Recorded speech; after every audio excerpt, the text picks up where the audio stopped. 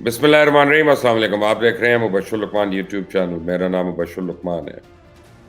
آج 21 تاریخ ہے، اتوار کا دن ہے، اور ابھی تو دوپہر کا ٹائم ہے جب میں یہ ریکارڈ کر رہا ہوں، لیکن پاکستان میں ضمنی الیکشنز کا مارکا چل رہا ہے، اور جس حلقے میں ضمنی الیکشنز ہونے ہیں وہاں پہ ہو رہی ہیں اس وقت۔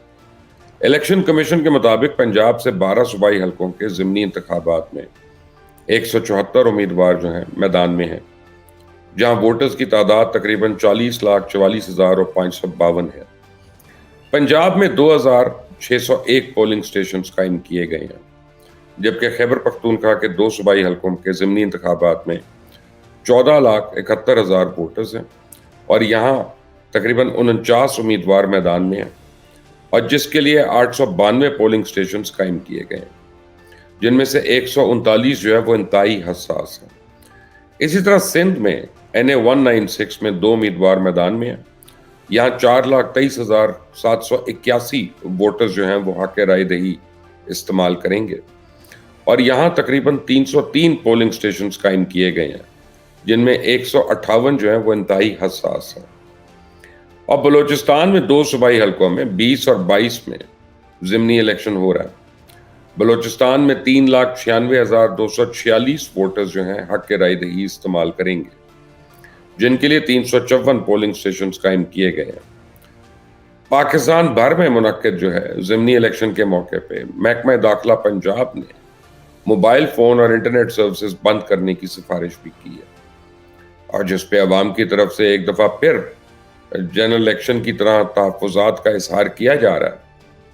مگر محکمہ داخلہ پنجاب کا کہنا ہے کہ امن و امان کے لیے لاہور، شیخوپورہ، قصور، تلہ گنگ، کلر کہار، گجرات، صادق آباد، ڈی جی خان اور دیگر اضلاع میں موبائل فون اور انٹرنیٹ سروسز کو معطل رکھا جائے گا۔ اب دوسری جانب جنرل الیکشن سے 2 ہفتے پہلے آپ دیکھیں کہ نون لیگ کی جانب سے جلسوں کا آغاز ہو گیا تھا۔ میاں نواز شریف بھی جلسوں میں خطاب کر رہے تھے، مریم صاحبہ کر رہی تھیں، اور دھمکا چوکڑی تھی، ہلچل شروع ہو گئی تھی۔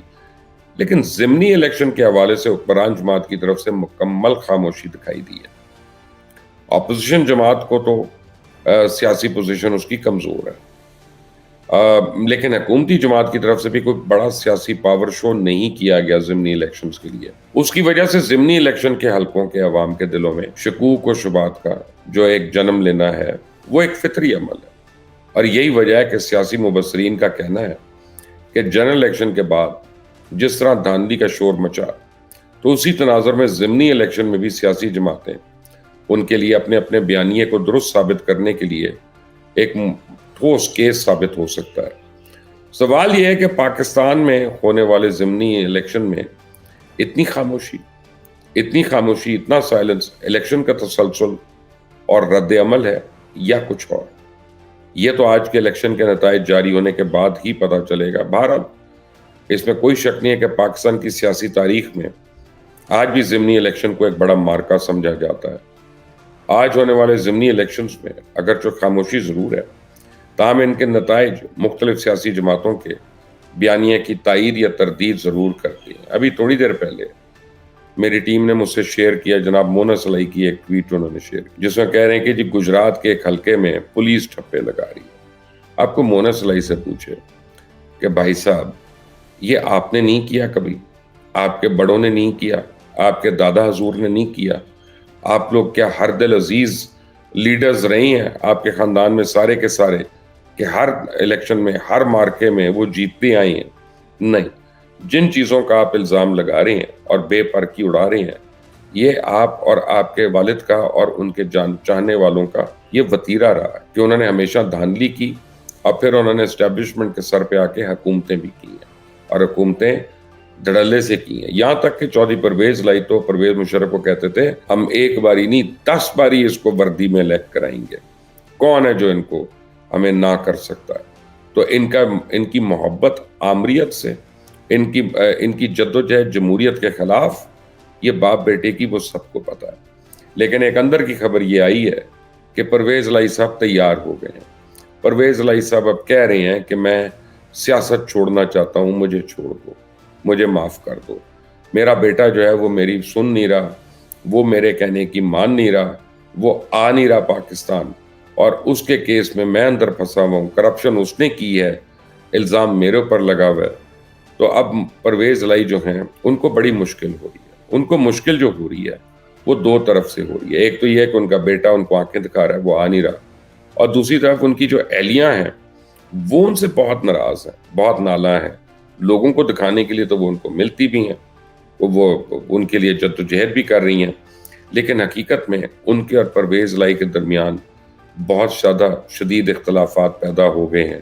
بیچ میں پرویز الہی صاحب کی اہلیہ جو ہیں وہ لڑ کر گھر سے اپنے چھوٹے بھائی کی طرف چلی گئی تھی، اور وہاں انہوں نے یعنی کہہ دیا تھا اپنے گھر والوں کو کہ مجھے طلاق چاہیے، اور یہ ساری وجہ ہوئی تھی کیونکہ پرویز الہی صاحب نے سارہ نامی خاتون سے غالباً اللیجڈلی نکاح کر لیا۔ سارہ نامی خاتون جو ہیں ان کی گرفتاری کے فوراً بعد اڑ کر فلائی کر کے دبئی چلی گئی تھیں، اور اب یہ بتایا جا رہا ہے کہ وہ لندن میں ہی ہیں، اور ان کا بھی خرچہ پانی آپ کو پتہ ہے کہ کون دے رہا ہے۔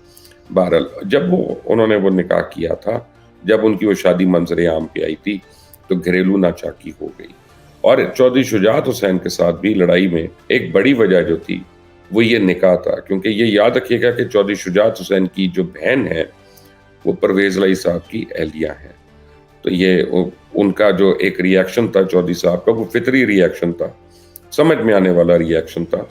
لیکن بہرحال اب جو ہے all's well that ends well and it will end in a way کہ پرویز الہی صاحب اب سیاست کو خیر آباد کہہ دیں گے اور وہ سیاست میں نہیں ہوں گے۔